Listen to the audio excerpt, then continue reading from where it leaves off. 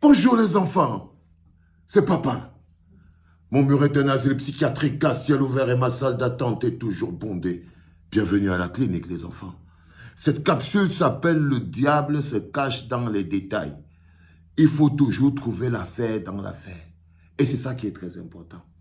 Alors ce détail important a été relevé par Maurice Kamto au-delà de l'annonce ronflante de la réintégration des 120 000 noms effacés par EDECAM. Maurice Kamto relève quelque chose d'important que je partage avec toi et que je te demande de partager très rapidement. Qu'est-ce qu'il relève Maurice Kamto? Il dit, dans cet esprit, nous ne pouvons ne pas relever la curiosité des explications avancées par le directeur général de l'ECAM à propos des électeurs exclus des listes électorales pour défaut d'empreinte digitale.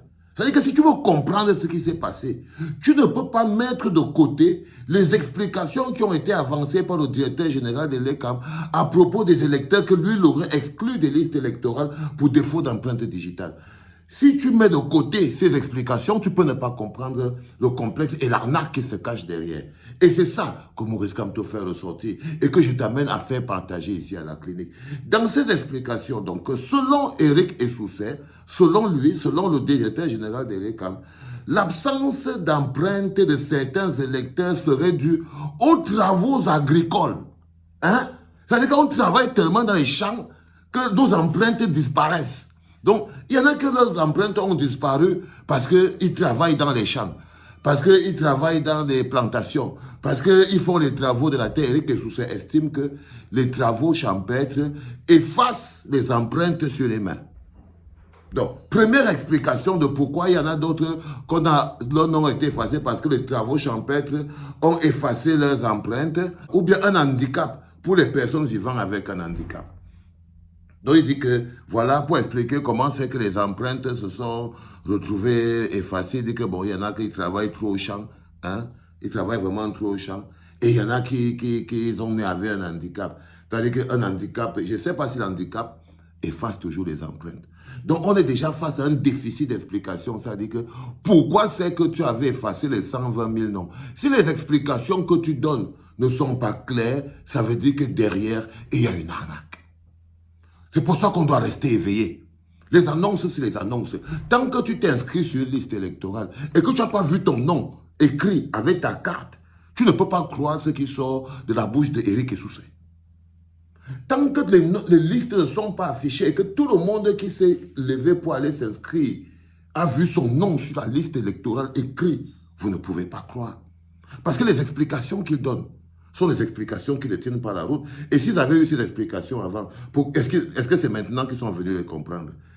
Alors que Maurice Kamto relève que, or, au regard des statistiques en notre possession, les arrondissements de Yaoundé 5e, Yaoundé 3e et Yaoundé 7e ont le plus grand taux de rejet pour défaut d'empreinte digitale, avec pratiquement 87% à 75% et 60% respectivement. C'est-à-dire que Yaoundé 5e, 87% de rejets sont pour les empreintes digitales. Yaoundé 3e, 75%. Yaoundé 7e, 60%. On ne sait pas où se trouvent les plantations des personnes concernées dans Yaoundé. Là, on est à Yaoundé. Ça veut dire qu'il y a un mensonge. Ok, les enfants? Ça veut dire qu'il y a un mensonge. Cette vérité ne sera réelle que lorsque chacun d'entre vous qui s'est inscrit sur la liste électorale s'est retrouvé avec la carte chez lui, son nom inscrit. Sinon, ce n'est que du vent.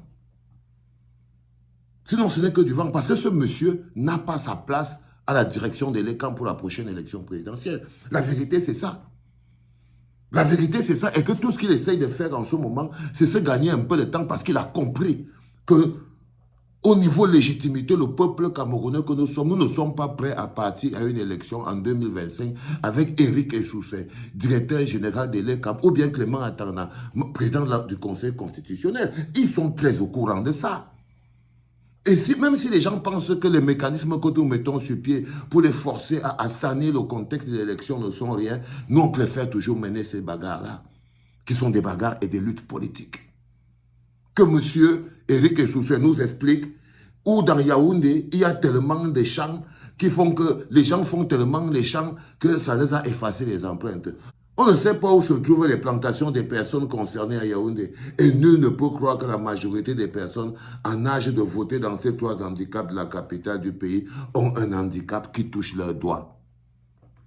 C'est-à-dire que 87% des gens qui vivent à Yaoundé, soit ils ont des champs, soit ils ont un handicap qui touche leurs doigts et qui efface les empreintes. Et qui efface les empreintes. Il y a arnaque.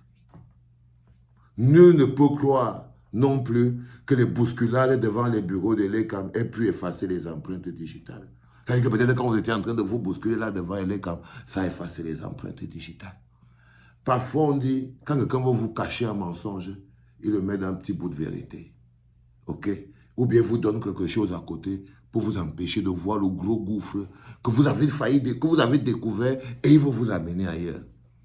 Et il veut vous amener ailleurs. Là, il a été découvert, il veut nous amener ailleurs. Mais c'est la vérité, c'est que pour une élection saine et crédible, un monsieur aussi compromis n'a pas sa place à la tête des RECAM. C'est ça que le président élu Maurice Kamto essaye de vous faire sortir dans cette capsule qui s'appelle « Le diable se cache dans les détails ». Et mon travail, c'était de mettre en lumière ce détail qui a été décelé par Maurice Kamto. Et toi, tu le partages. C'était papa, les enfants.